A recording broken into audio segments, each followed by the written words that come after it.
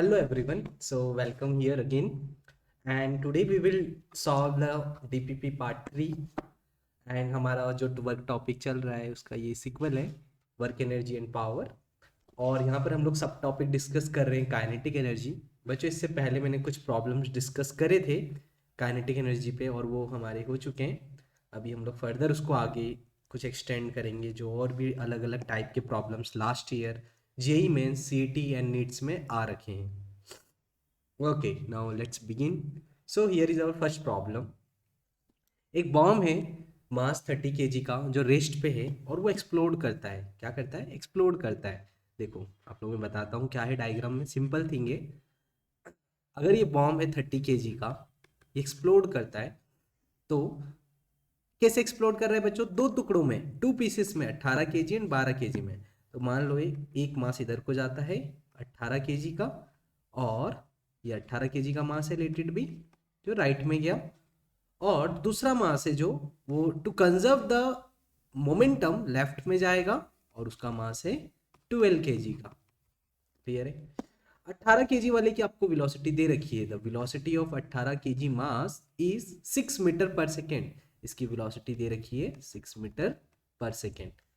Kinetic energy of the other masses, kinetic energy दूसरे mass का कितना होगा? तो ये जो 12 वाला है ना, इसका आपसे काइनेटिक एनर्जी पूछा है।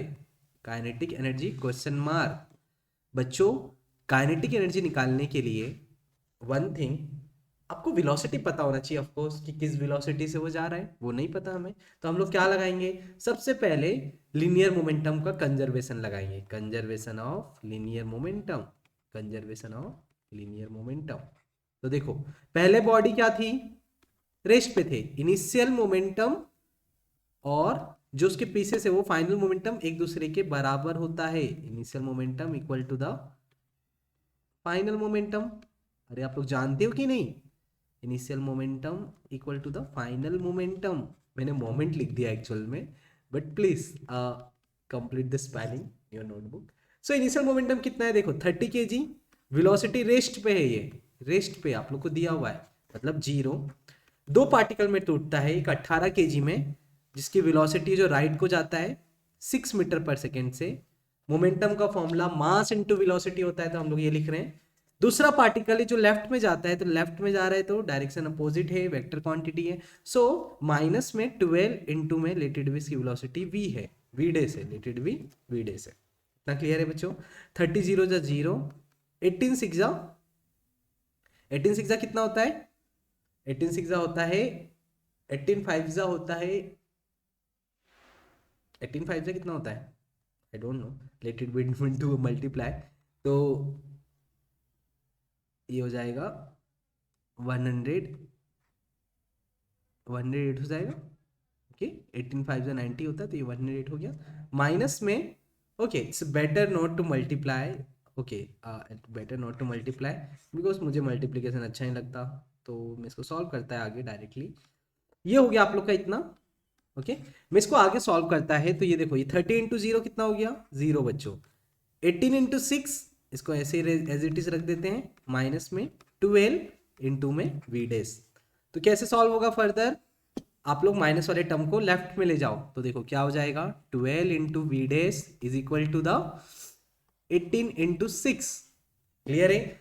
जो नेगेटिव टर्म था उसको मैं राइट में ले गया, वी डेस फाइंड आउट करना है, तो 18 इंटू सिक्स डिवाइडेड बाय 12, 6 से कैंसिल करा 2 टाइम्स, और तो वी डेस की वैल्यू कितनी आ गई?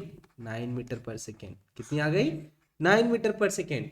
तो बच्चों जब ये एक्सप्लोड होगा ना, तो ये जब मूव कर रहा है एक्सप्लोड होने के बाद, तो 18 केजी का तो आप लोगों को गिवन है, और जो 12 केजी का है हम लोग ने फाइंड आउट करा by applying conservation of linear momentum, that is 9 metre per second. इतना क्लियर है आप लोगों को? और इतना क्लियर है? Now let's go to the next point. मैं क्या बोल रहा है आपको? क्वेश्चन में पूछा है काइनेटिक एनर्जी निकालना है। काइनेटिक एनर्जी निकालना है किसकी? 12 केजी मास की। 12 केजी वाले की फॉर्मूला क्या होता है काइनेटिक एनर्जी का? Half half m v square. हाफ की वैल्यू आपको पता है, मास भी पता है, वेलोसिटी अभी हमने फाइंड आउट करी हाफ। यहाँ पे वेलोसिटी रिलेटेड भी वी डेस लिख लेते हैं। मास कितना है? 12 केजी। वेलोसिटी कितनी है? अभी हम लोग ने निकाली 9 इंटू 9, 2 6 6 इंटू 9 9 जा 81, ठीक है। इतना ठीक है, ओके। 6 1 जा 6, 6 एडिया, 6 1 जा 6, 6 एडिया, 6 5 जा 30, 6 6 जा 36, 6 7 जा 42, 6 8 जा 48, 486 जूल। हम लोग देखते हैं ऑप्शन, तो या option is here, we will get answer is 486 joule. Option B is the correct answer. I think आप लोगों को क्लियर होगा ये। तो मैं मल्टीप्लिकेशन करना मुझे बड़ा बोरिंग सा लगता है आप लोगों को, बिकॉज एज वी रिच, जब हम लोग मास्टर्स में थे तो हमें कैलकुलेटर्स की आदत हो गई कैलकुलेशन करने के लिए। And as we soon we start using the calculator, आपकी कैलकुलेशंस खराब होने लगती है, आप लोगों की जो कैलकुलेशन करने की पावर होती है that's go like down. So it happens, but छोड़ो, आप लोग आते हैं ना। 8 8 6 1 जा 6, 8 6 जा 48, तो 486 जूल आ गया हमारा आंसर। आप लोग मैच कर लो, ऑप्शन बी हमारा करेक्ट आंसर है। क्या है? ऑप्शन बी करेक्ट आंसर है। बच्चों में बार बार ये कंजर्वेशन ऑफ लिनियर मोमेंटम इस तरह पूरा डिटेल में आप लोग को दिखाता है, जरूरी नहीं है आप लोगों को भी इसी वे में करना है। आप लोग डायरेक्ट इक्वेट कर सकते हो ये दोनों टर्म्स को, ठीक है, तो भी आंसर वही आता। नाउ नेक्स्ट क्वेश्चन देखो। एक पार्टिकल है, एक पार्टिकल है जो मास m1 है, is moving with velocity v1, and another particle of mass m2 is moving with velocity v2। both of them have the same momentum but their different kinetic energy are e1 and e2 respectively। आप लोग को बोला है दो particle है, एक का मास m1 है, वेलोसिटी v1 है, और एक और पार्टिकल है m2 है और वेलोसिटी v2 है।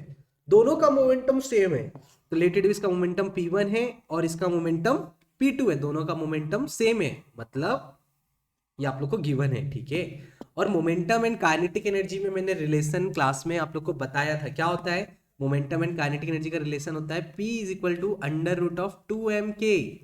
अरे ये होता है कि नहीं? तो अगर ये रिलेशन में यूज करता हूं यहाँ पर तो कैसे आएगा, आप लोग ध्यान से देखना।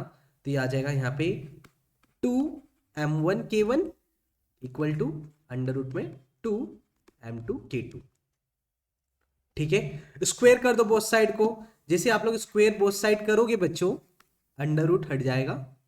ओ सॉरी,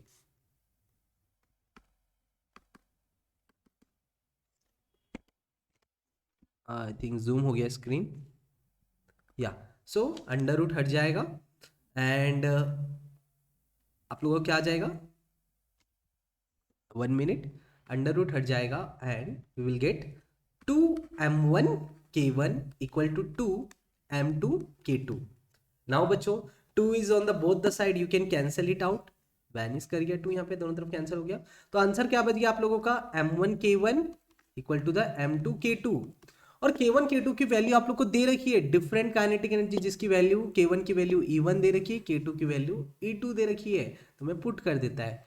तो k1 की वैल्यू e1 दे रखी है, k2 की वैल्यू e2 दे रखी है, ओके, ये इक्वेशन बन गया।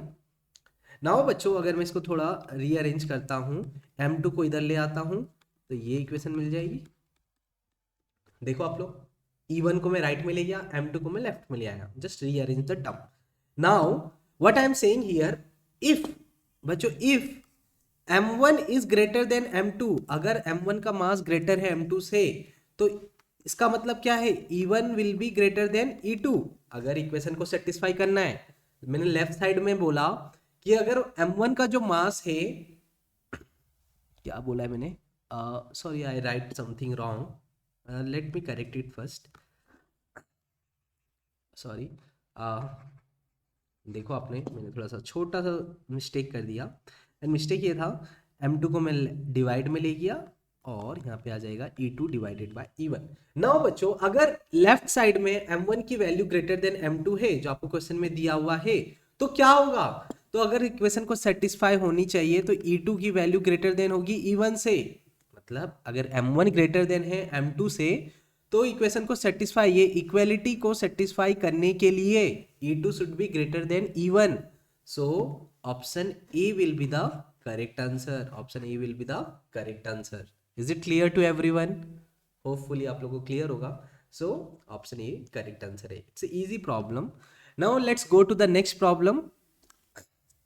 एक बॉल है जो 2 kg का है, अनदर बॉल है मास 4 kg का.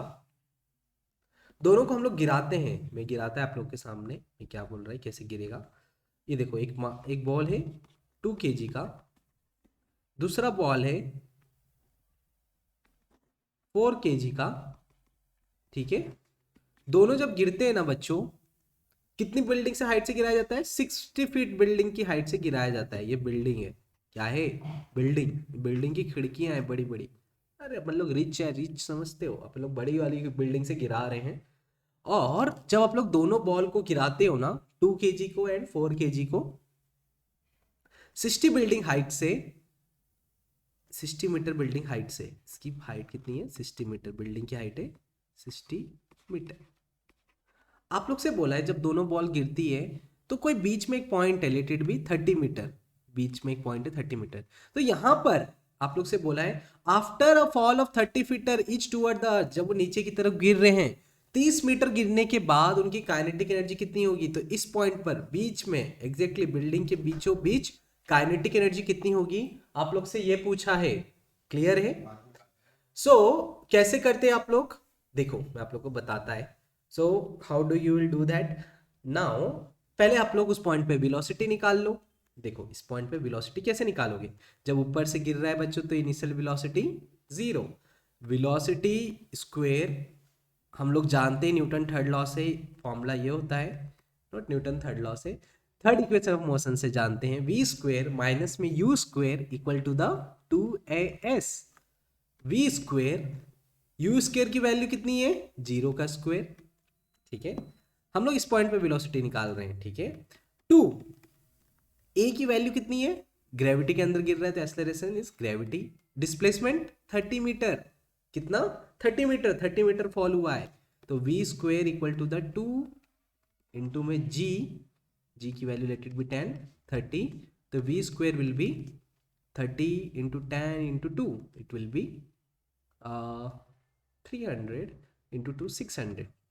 तो इतना आ गया बच्चों वेलोसिटी स्क्वायर की वैल्यू. आप लोग को अंडर रूट लगाना है तो अंडर रूट भी लगा लो, नो नीड. मैं बताता हूँ क्यों नहीं है नीड. इतना ठीक है बच्चों. लिसन वन थिंग, जो वेलोसिटी का स्क्वायर है is the independent of mass. अगर 2 kg गिराओ, 4 kg गिराओ, 1000 किलो गिराओ, हाथी को गिराओ, सबके सबकी वेलोसिटी 30 मीटर पे सेम होगी. जब आप लोग ये एक्सपेरिमेंट एक्चुअल में परफॉर्म करते हो अर्थ के ऊपर तो ऐसा नहीं होता, बिकॉज ऑफ एयर रेजिस्टेंस चीज़ें डिफरेंट होती है. लेकिन अभी हम लोग उसको नेग्लेक्ट कर रहे हैं. तो आप लोग 2 kg को ऊपर से गिराओ या 4 kg को गिराओ, फिक्स डिस्टेंस पे दोनों की वेलोसिटी सेम होगी. जब वो नीचे अर्थ को पहुंचेगी तो भी सेम होगी, बीच में भी सेम होगी. तो दोनों की वेलोसिटी 30 kg की भी इतनी होगी और 4 kg की भी इतनी होगी, 4 kg की भी इतनी होगी और 2 kg की भी इतनी होगी. दोनों की सेम होगी बच्चों. क्लियर है इतना आप लोगों को? दोनों की सेम होगी. नाउ लिसन, काइनेटिक एनर्जी का फॉर्मूला क्या है? काइनेटिक एनर्जी का फॉर्मूला होता है, आप लोग को रेशियो पूछा है ना. काइनेटिक एनर्जी का फॉर्मूला क्या होता है? Half m v square. मैं अगर काइनेटिक एनर्जी फर्स्ट बॉडी की बात करता हूँ अपन में सेकेंड बॉडी की, तो ये हो जाएगा half m1 v1 square half m2 v2 square.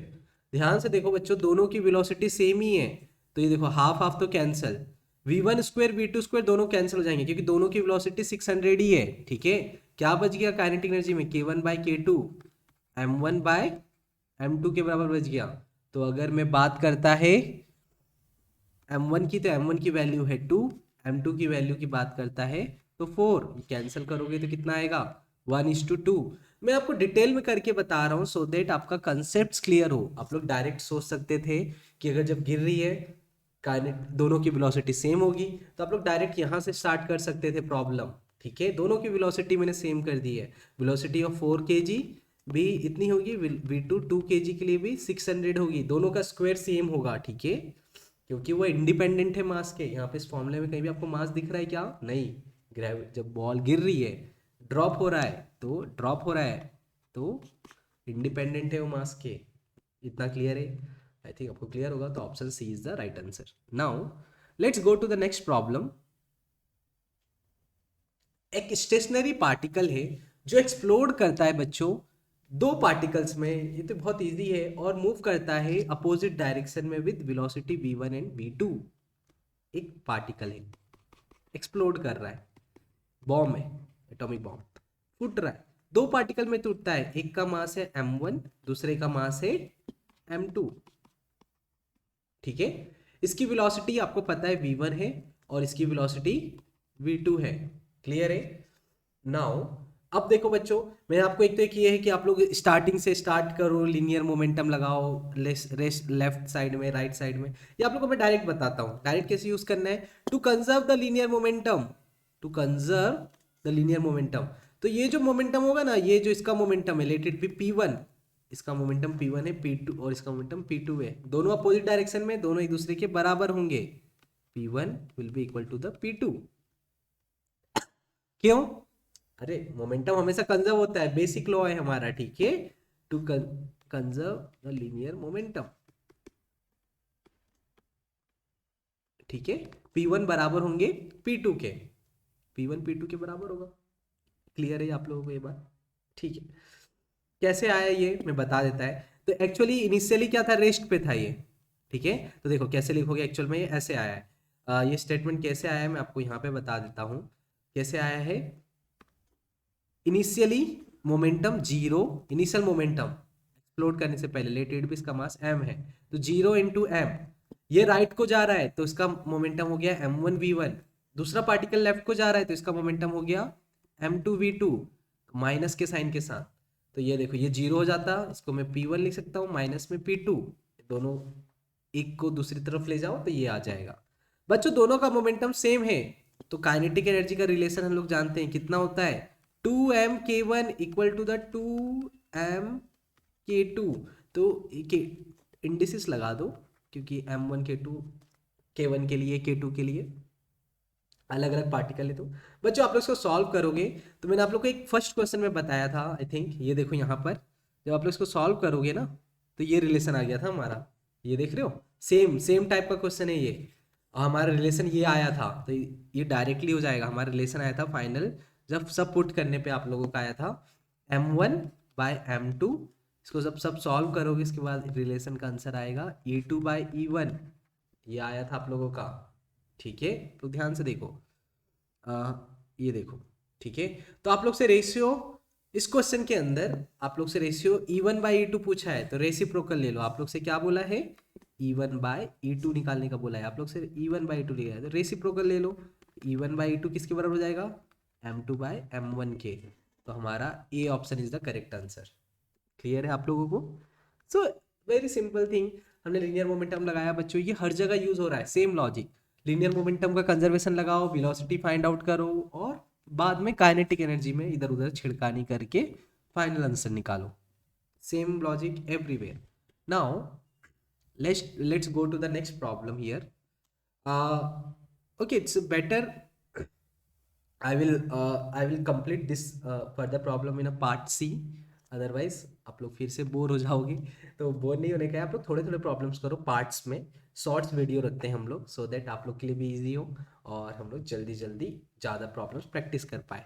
तो आप लोग ब्रेक लिया करो 5 मिनट, फिर नेक्स्ट वीडियो देखो, that will be your like study things like pattern you should follow. Okay, so see ya बच्चों, bye bye and meet in the next video.